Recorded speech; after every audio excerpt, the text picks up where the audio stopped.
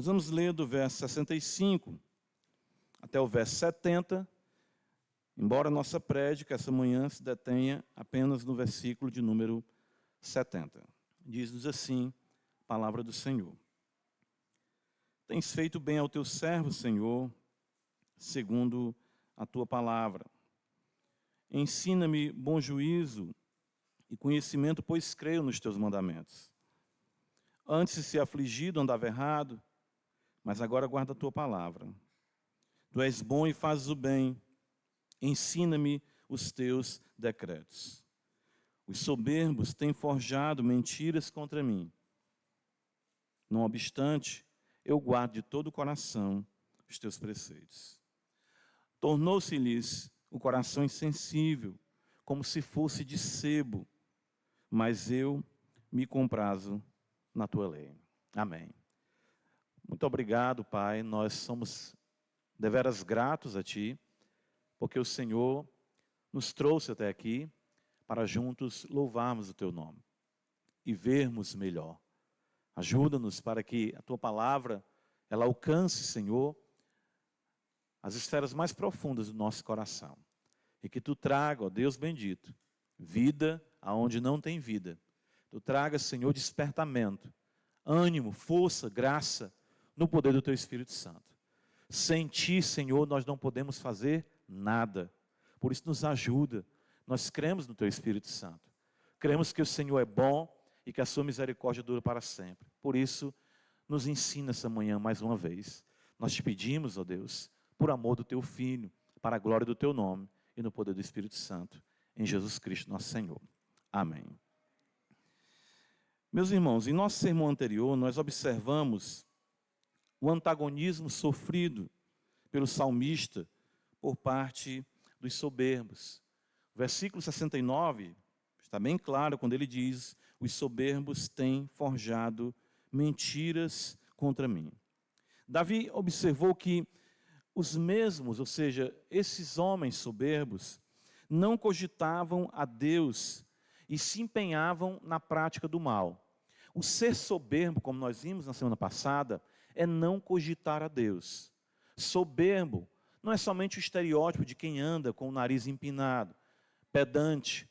Isso, claro, também é soberbo. Mas a pessoa que vive a sua vida sem considerar a sua fragilidade, a sua mortalidade, a sua dependência de Deus, é soberba. A Escritura diz isso. E os soberbos se empenham na prática do mal, em vidas que não refletem o Evangelho. Davi teve o cuidado, então, observando esse antagonismo, de focar o seu coração na palavra de Deus. Veja no verso 69, ele diz: os soberbos têm forjado mentiras contra mim. O homem não se importa com Deus, e ele se importa apenas em desandar a sua língua contra a reputação do próximo. Aí ele diz: não obstante, diferentemente deles, eu procuro guardar, ele diz, de todo o coração os teus preceitos.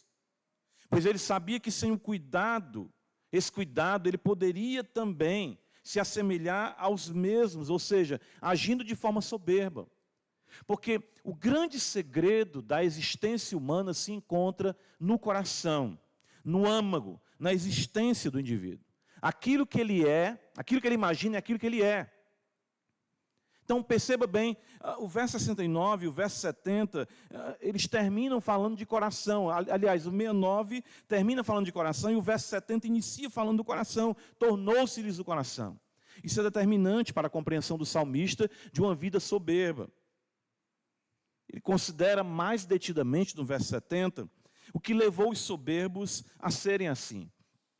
Como os soberbos se tornaram soberbos?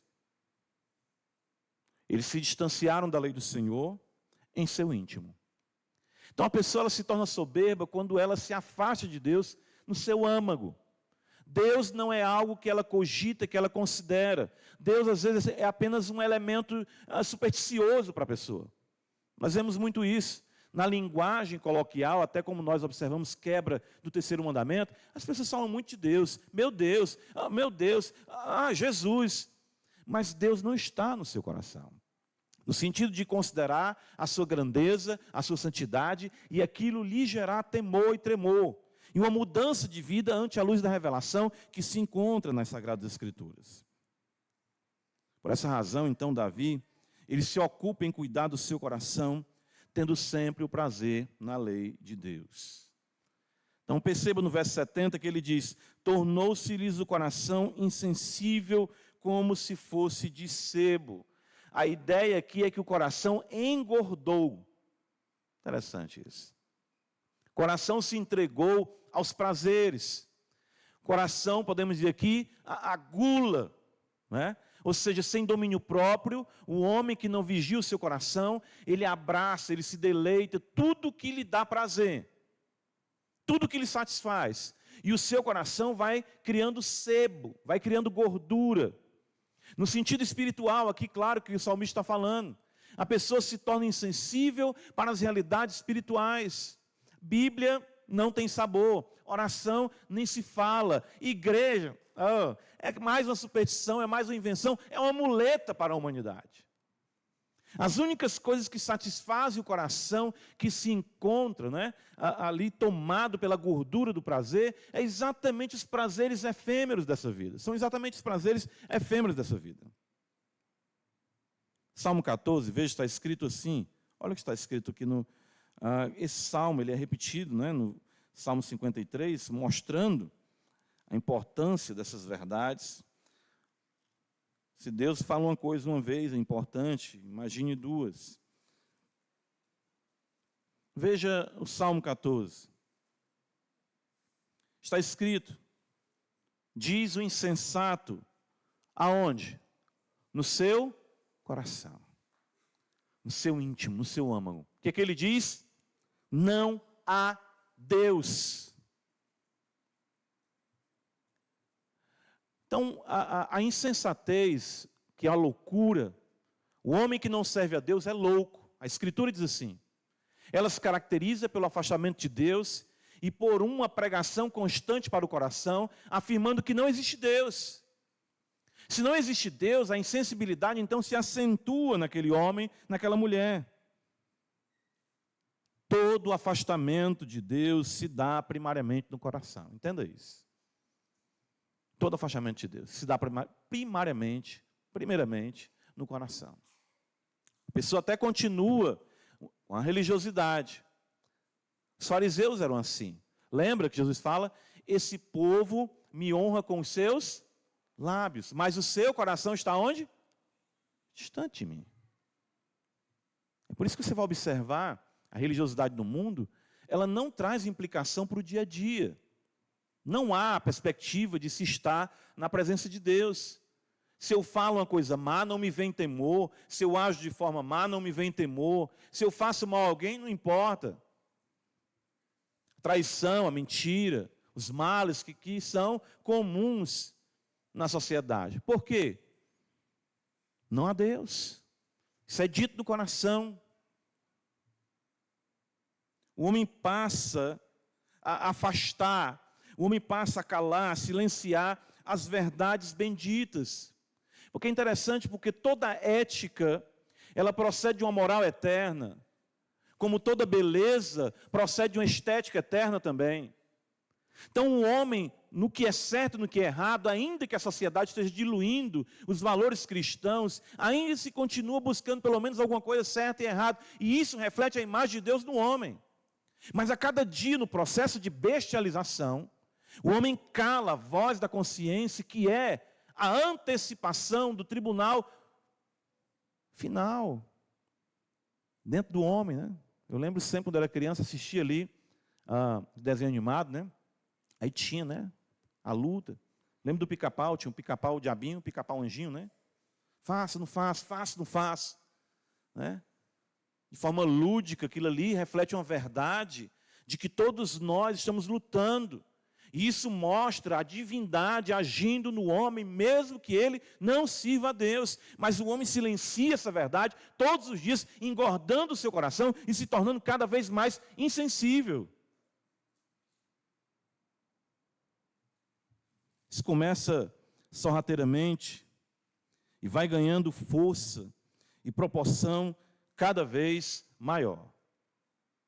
O coração do homem é uma fábrica de ídolos. Calvino falou isso nas Institutas, né? E claro, isso está pautado no que Cristo fala em Mateus 15, 19, que do coração procedem todos os maus desígnios. E ele começa logo falando adultério, mentiras, roubos, blasfêmias, prostituição, etc. E o poder de engano do coração é assustador. Jeremias 17,9 diz isso, nós conhecemos o texto também de cor. Enganoso é o coração do homem e desesperadamente corrupto.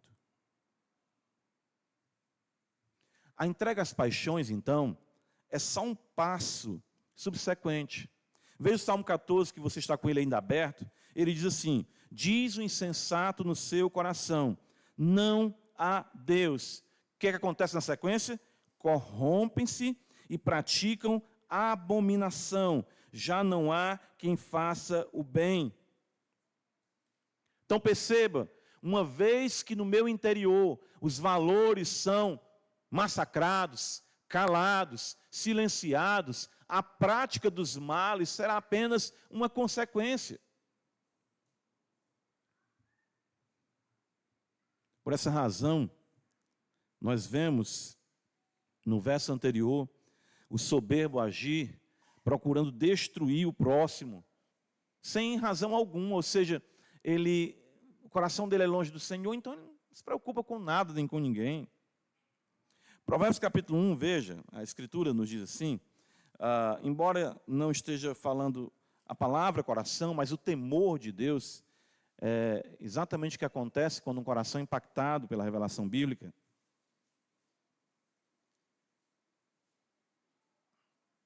Ele diz assim, Provérbios 1, versículo 7, nos diz assim: o temor do Senhor é o princípio do saber, mas os loucos desprezam a sabedoria e o ensino. Filho meu, ouve o ensino de teu pai, não deixes a instrução de tua mãe, porque serão diademas de graça para a tua cabeça e colares para o teu pescoço.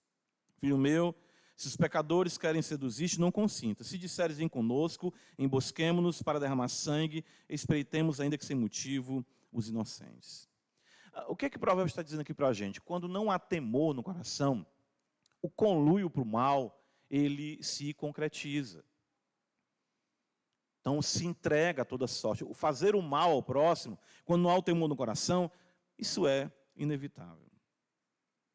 Consequentemente, tudo que o coração sugerir buscar será saciado, às custas da verdade bendita, pois não há homem que peque, entenda, não há homem que peque e que não saiba estar violando a lei de Deus. Romanos capítulo 1, o apóstolo Paulo diz isso. Abra a Escritura. Não há homem que peque e que não saiba que está violando a lei de Deus. Eu lembro da minha mente quando eu não era crente. Eu não tinha os parâmetros das Escrituras, mas sabia que estava fazendo algo contra Deus. Romanos 1,18 nos diz: a ira de Deus se revela do céu contra toda impiedade e perversidade dos homens. Veja, impiedade, ou seja, não são piedosos, consequentemente não têm o temor de Deus, se entregam à perversidade.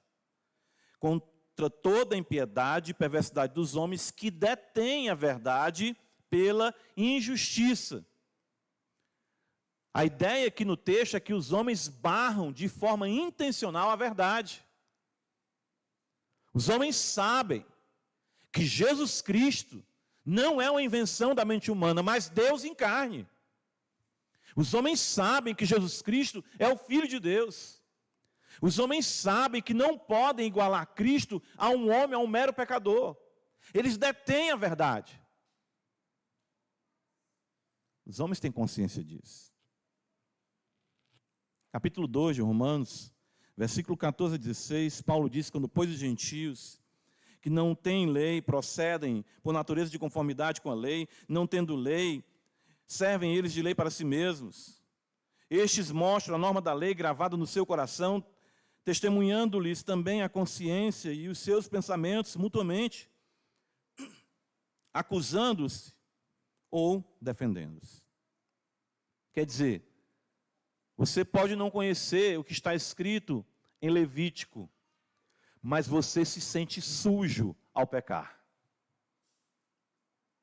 E o livro de Levítico nos traz essa percepção de que o homem sem sangue, ele é imundo.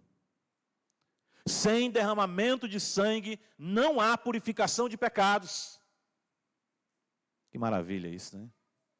A Escritura nos apresenta isso. Irmãos, enquanto a nós precisamos ter muito cuidado como crentes, para que não fartemos os nossos corações com os deleites dessa vida. É interessante como isso vai nos deixando obtusos e distantes das realidades espirituais. Por isso a necessidade dos meios de graça diariamente. Por isso a necessidade do culto constantemente. Deus nos guarde de nós mesmos. Deus nos guarde de nosso coração. Que Deus, em sua bondade, mate as paixões no íntimo. Que Deus ajude a não sermos enganados sorrateiramente pelo nosso coração. Que sempre a palavra ecoe em nós, testemunhando contra nossos pecados. O que eu desejo para mim e para você é uma santa perturbação diuturnamente. No dia que você pecar e não se incomodar, aí é um problema. Mas se você peca e você está mal por isso, é porque a voz do Evangelho ainda clama contra os pecados dentro do seu coração. Então seu coração ainda não está tomado pelo sebo, como diz aqui o salmista, usando essa metáfora. Seu coração ainda está sensível. Embora você fraco, lute e tente obedecer às verdades eternas. Salmo 119, veja, para nós concluirmos, nós temos 2 pontos essa manhã, apenas no nosso sermão. Nós vimos o coração dos soberbos, e agora eu quero que você observe o coração do fiel. Ele diz, tornou-se-lhes o coração insensível como se fosse de sebo, mas eu me comprazo na tua lei. No verso 69, ele conclui falando do coração dele, que ele de todo o coração, ele buscava, guardava os preceitos. Então o coração do crente, coração do fiel, coração que não é soberbo, que não foi tomado ainda pela gordura da iniquidade, é caracterizado pelo prazer na lei de Deus. Ele se empenhava para conduzir o seu coração na lei de Deus. É aí que está a diferença. Não é que nós não sejamos também tentados, enredados, e até muitas vezes flertemos com o pecado em nosso coração. Não é isso. Nós podemos sim, lamentavelmente isso acontece. Mas nós não conseguimos dar prosseguimento. Por quê? Porque o Senhor, Ele é expert em frustrar os planos de pecados em nosso coração. E graças a Deus por isso. O coração ele precisa ser vigiado, acompanhado, trabalhado nas verdades benditas do Evangelho.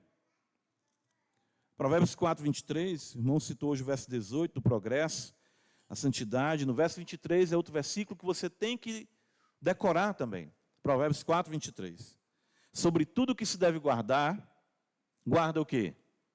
Teu coração, porque dele procedem o quê? As fontes da vida. Mateus 22, 37, aí você vai entender, né, a importância do coração, na importância do culto. Porque se o seu coração ele é guardado no Senhor, discipulado no Senhor, ele então vai redundar em louvor ao Senhor. Você vai dar graças a Deus com o seu âmago. Jesus vai dizer, no grande mandamento, amarás o Senhor teu Deus de todo o teu coração. E aqui é interessante, você precisa compreender, não é que você consiga plenamente guardar a palavra de Deus, mas o seu desejo é de plenamente guardar a palavra de Deus, embora você nunca consiga. Aí que está a distinção. Todo o coração aqui envolve esse aspecto do desejo, do anelo, porque Deus conhece a intenção do coração. O salmista diz: se eu no coração contemplar a vaidade, o Senhor não teria me ouvido a oração. É uma verdade atestada desde sempre, mesmo na antiga aliança. Há alguns que pensam que no Antigo Testamento era uma coisa mais de obra, de regra. Não, era o amor. Sempre a vida diante de Deus é pautada no amor. Gálatas 5,6, a fé atua pelo amor. 2 Coríntios 5,14, o amor de Cristo nos constrange. Ou seja, as nossas entranhas são movidas pelas entranhas de Cristo. O texto de Deuteronômio, capítulo 6, ele vai dizer para nós isso. É um dos textos que eu acho, enfim, maravilhoso no Antigo Testamento. Quando Moisés, que também é salmista, o Salmo de Moisés, mas ele fala: estes, pois, são os mandamentos, os estatutos, os juízos que mandou o Senhor teu Deus, os cumpriste na terra que passa para possuir. Veja, para que temos ao Senhor teu Deus, guarde todos os seus estatutos, mandamentos, que eu te ordeno, tu e teu filho, filho de teu filho, todos os dias da tua vida. Ouve, pois, Israel, e atenta para os cumprires, para bem te suceda, muito te multipliques na terra que emana leite e mel. Ouve, Israel, o Senhor nosso Deus é o único Senhor. Se ficasse aqui, você poderia observar, quem sabe, apenas algumas regras ou códigos aqui que Moisés estaria passando para se obedecer. Mas ele diz, verso 5, amarás, pois, o Senhor teu Deus de todo o teu coração, de toda a tua alma, de toda a tua força. Estas palavras que hoje te ordeno estarão aonde? No teu coração. Prazer na lei de Deus é que guarda o homem da degeneração inerente ao coração caído. Nosso coração todo o tempo está, produzindo. A erupção do mal é constante. Toda vez que o seu coração entrar em erupção, que haja uma inundação de amor e apague as chamas das paixões, de amor a Deus. Por isso que no versículo 97 do Salmo 119, ele vai dizer: ó, quanto amo a tua lei, ela é minha meditação em todo dia. E o Salmo 1 vai dizer que bem-aventurado é o homem que medita na lei do Senhor com que frequência? Dia e noite. Deus nos ajude a amarmos sua palavra mais e mais, que nosso coração seja alegre, fortalecido nos santos mandamentos, que a lei do amor impere em nosso ser, para a glória do seu nome. Versículo 70 do Salmo 119, tornou-se-lhes o coração insensível como se fosse de sebo, mas eu me comprazo na tua lei.